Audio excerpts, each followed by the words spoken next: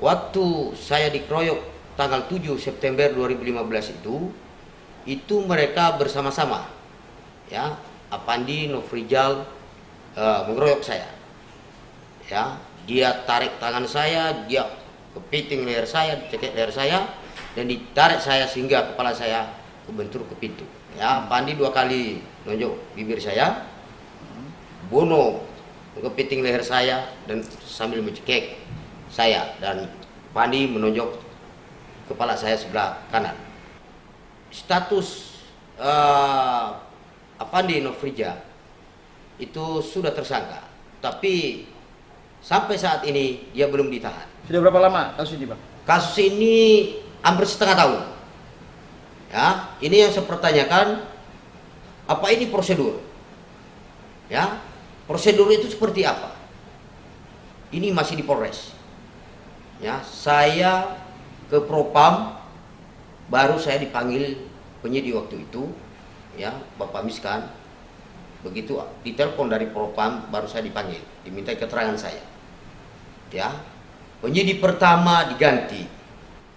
Ya, saya mohon sama Bapak Kapolda, ya, karena si pengeroyok ini sudah tersangka, saya mohon diamankan dan ditahan.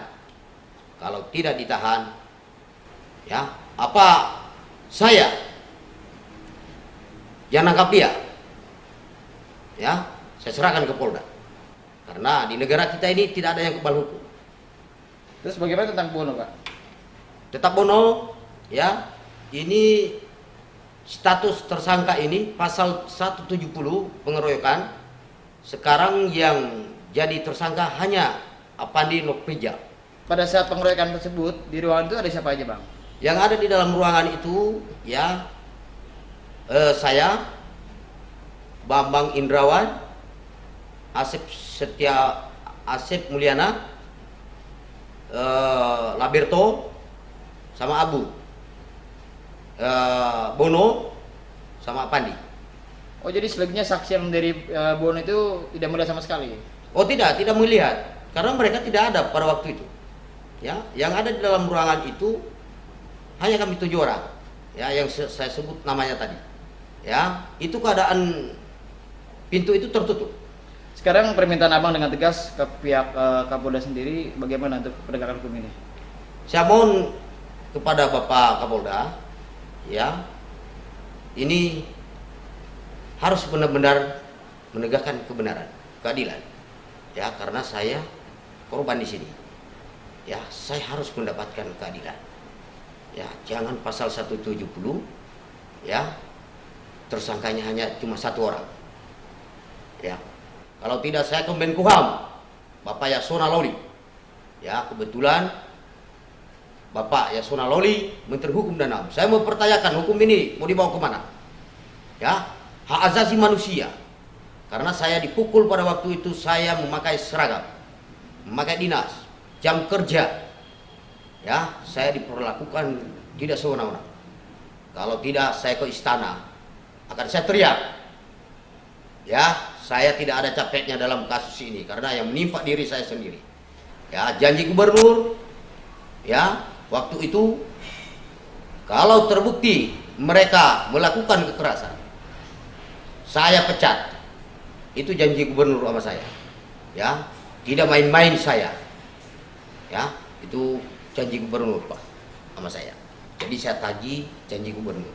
Ya, Apandi Nofrijal sudah statusnya tersangka, tapi masih berkeliaran.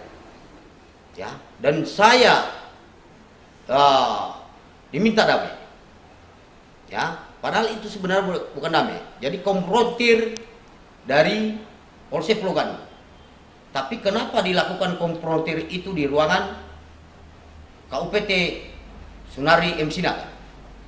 Dan Apandi mengaku di situ bahwa dia memukul saya. Jadi laporan Apandi yang di Polsek Pulau Gadung itu rekayasa Apandi? Ya, dia mengaku sendiri. Pengakuannya seperti apa, Bang? Saya tanya waktu itu, kenapa Abang laporkan saya perusakan? Dia bilang, apa yang rusak? Ya, itu yang saya tanya, Abang, kenapa Abang laporkan saya? Enggak ada yang rusak. Jadi semua merekayasa ini Bono. Tapi kenapa Bono sampai saat ini ya dipisah? Ya, dia hanya seolah-olah di situ memisahkan, tidak memisahkan. Saya yang merasakan, ya, saya yang tahu, ya. Saya tidak punya kuasa hukum.